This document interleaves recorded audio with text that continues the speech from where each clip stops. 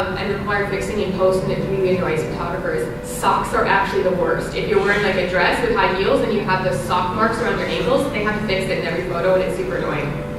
Button-up shirts are ideal so that you can remove it without ruining your hair or your makeup if you are getting something done. Do your nails.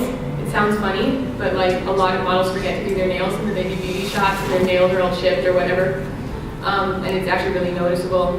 Another weird thing: don't wax your eyebrows like the day before shoot, because then the oils won't, your makeup won't stick, and makeup artists are kind of get annoyed about that too. Eat a light snack. If you haven't done this before, modeling is actually extremely demanding, especially because, you know, I said those uncomfortable poses. Yeah, I mean, like it could be like a half squat for 20 minutes, and that's literally a workout. So you can get extremely tired, and especially you don't want to get lightheaded from hot lights or whatnot, so really be aware of that. And this is a funny one: take the hair tie off your wrist. Because I had mine on for I think 2 years of photo shoots. I take down my hair for a shoot and then I put it on my wrist. It was in every single photo. Oh, you can kind of see them. But like I have two on the bottom one, I have two, not even just one. But yeah, I left them on in photos for years and years and years. All right, so I'm here, now what? A few things to keep in mind when shooting. Preparation actually takes a lot longer than execution. So if you are having your hair and makeup done, that could take up to 3 hours, and then you can only shoot for 40 minutes. It doesn't take long to actually shoot, especially if the photographer is testing lighting while you're getting your hair and makeup done. Then don't panic because you're like, I was here for 3 hours and then we only shot for 30 minutes. That could still be 250 photos, and you're going to get your 10 good ones out of that. So there's a large discrepancy in the time, but that's usually how it works. If your photographer isn't giving you much guidance, use those reference photos. Don't worry about looking silly, especially if you're trying to get into character. Push yourself to really get into character. Don't be the Keanu Reeves of cosplay, which is what, when I was featured on Kotaku, they actually called me that, and I'll tell you why in a second. So along those lines, feel free to ask the photographer to review a handful of photos on the screen. That's a really good way, like every maybe 2 dozen or so snaps, ask to see a couple. It's a good way to see, oh, is this pose not very flattering? Is something askew that maybe they wouldn't notice? So it's good to get that kind of instant feedback. So this is why I was called the Keanu Reeves of cosplay on Kotaku, because I have like the same expression in all my photos for this photo shoot. I was just having a really bad day that day when I did this, and I was tired, and I obviously didn't look very invested or interested in my photos. So like, I love the photos, but really push yourself, have fun.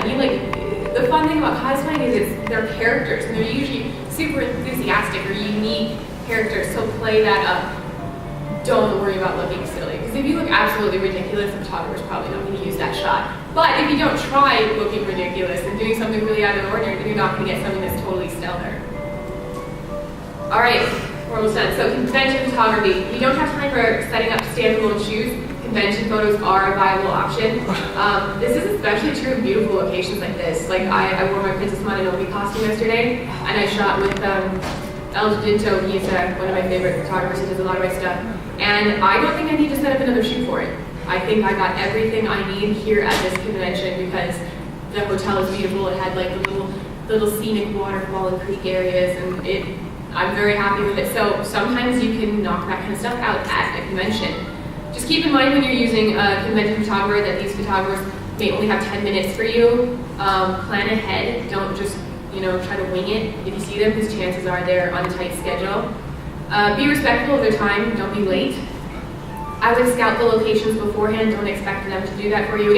Chances are if they've been shooting a lot in the hotel, they'll kind of know what's a good area for your costume, but it's good for you to have taken care of that and shown initiative. And be patient with the photo turnaround, because, especially at conventions, these photographers can take 3,000-4,000 photos. So it may take 2 or 3 months to get your photos, especially with convention photographers, so. All right, we're on your questions. I actually have time. My panel last night went so long I didn't have time for questions. Yep. When you were talking about facial expressions, do you have any tips? Because I just have this problem of I'll try to smile or I'll try to, and my face looks angry, and I don't even know why. I know I'm really nervous, but my body looks great, and then my face is like, why? I would say honestly, it takes practice. It's almost like muscle memory. A genuine smile for me, my eyes almost close, like I scrunch up my cheeks, and like if I'm having fun, it's a totally different smile than like a model smile. So you kind of have to like learn to feel on your face, like where the appropriate stopping place is for your smile. So you have to do it in the mirror a lot. It's funny. It is almost like a conscious thing, but practice in the mirror a lot. Do your cell phone self-portraits with like your camera facing forward so you can kind of see and instantly do that sort of feedback. But it's really something that you just learn over time. I really, my first couple of years of photos were very bland or very uncomfortable looking. So it takes time. But I promise you'll get there. I totally can relate. I know how that feels. And it's such a bummer when your costume is great and you just look uncomfortable and you're like, don't necessarily want to show them off because you look unhappy. It looks like you hate the convention or your costume. It's a bummer. Yep. So if you want to shoot in a place, like let's say, well, you know, like you will be going places and stuff like that, like you've been to France and New York and here obviously. So what if you want to do scouting for locations? So how would you be scouting if you don't know the location and it's not easily accessible? What would you recommend for trying to do a pre-scouting of the location? I'll look at the website. Like, there's tons of photos on Flickr if you search this hotel from the last couple of years. So that was something I was able to do. Just getting in a couple hours early and starting to walk around. Google search can pretty much solve anything. I shot Madame Mirage at New York Comic Con and I had no idea what I could shoot around there, but you can Google search and find monuments or something that might work in the location. And even if that doesn't necessarily work out, which you should definitely, like I said, work ahead, call, make sure there's no restrictions, hour requirements, the hours of operation that you need to be aware of. Usually you can find something if you just give yourself a half an hour and start walking and looking around. It's amazing. It's amazing how much diversity are in cities like this. There's like forests and waters and monuments that almost look Grecian and all that kind of stuff. So the city especially is beautiful. Yep. Do you know any good stretching exercises for action poses? Stretching to make sure you don't get like muscle cramps and stuff. Yeah, I just do the basic like touch knees to toes, splits on the ground, and that kind of stuff. But that is actually a really important point. I have had shoots where the next day I've been in a massive amount of pain. And those photographers are usually pretty good about it. They when they start to see your leg fatiguing and shaking uncontrollably, they're like, okay, take a break. But it really is a very physical activity, especially like action poses especially, it's very taxing. So do stretch out beforehand. And again, eat something, drink something. Don't decide that because you're wearing spandex, you're gonna skip 3 meals before your photo shoot.